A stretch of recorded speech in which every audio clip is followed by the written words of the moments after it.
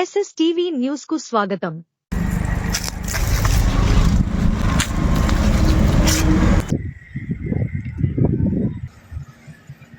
నా పేరు జొన్నగడ్డ విజయ్ కుమార్.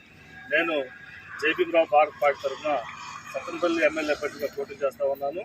7 పోలింగ్ బూత్లో మీ యొక్క పేరు, ఈ ఓటర్ జాబితాలో మీ పేరు ఉంది. అందుకని ఇక్కడికి ఈరోజు వచ్చి మీకు నేను ఎలక్షన్ ప్రచారంలో భాగంగా ఈరోజు సత్తెనపల్లి మండలం ఎన్నికల ప్రచారం చేస్తా ఉన్నాను. నాకు ఓటేసి నన్ను గెలిపించాలని చెప్పేసి నేను కోరుతాను.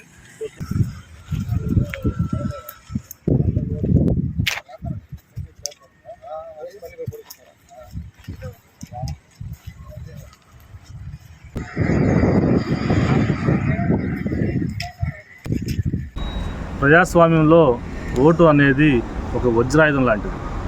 ఆ ఓటు అనేది ప్రజాస్వామ్యానికి ఊపిరి లాంటిది. అంతటి విలువ ఉన్న ఓటుని కొంతమంది అధికారుల యొక్క నిర్లక్ష్యం వల్ల ఓటర్ల జాబితా ఇప్పుడు తడకలుగా ప్రింట్ చేయడం జరిగింది. 107 పోలింగ్ కేంద్రంలో సుమారుగా 929 ఓటర్లు ఉంటే అందులో దాదాపుగా 40 మందికి పైగా చనిపోయిన వాళ్ళ పేర్లు, 40 మందికి పైగా ఈ పేర్లు ఈ లిస్టులో ఉన్నాయన్నమాట. అంటే కొంతమంది విలువ ధర్మరాజు, ఇతనిలో ఎంపీటీసీగా నామినేషన్ వేయడం జరిగింది. అయితే కోవిడ్ సమయం రావడంతో ఆ యొక్క ఎలక్షన్స్ వాయిదా పడిన నేపథ్యంలో అతను ఈ మధ్యకాలంలో కరెంట్ షాక్తో చనిపోవడం జరిగింది. ఆయన పేరు ఇంకా ఈ ఓటర్ జాబితాలో ఉంది.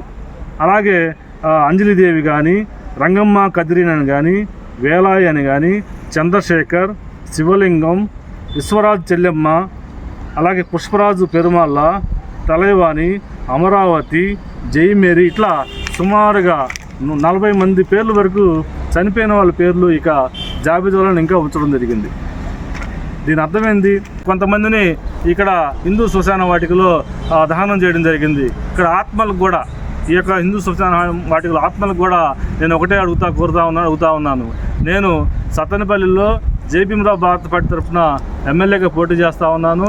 మీ యొక్క పేర్లు ఓటర్ లిస్టులో మీ పేర్లు ఉన్నాయి కాబట్టి మీరు వచ్చి తప్పకుండా నాకు ఓటేయాలని చెప్పేసి నేను ఈ సందర్భంగా ఆత్మల్ని కోరుతా ఉన్నాను.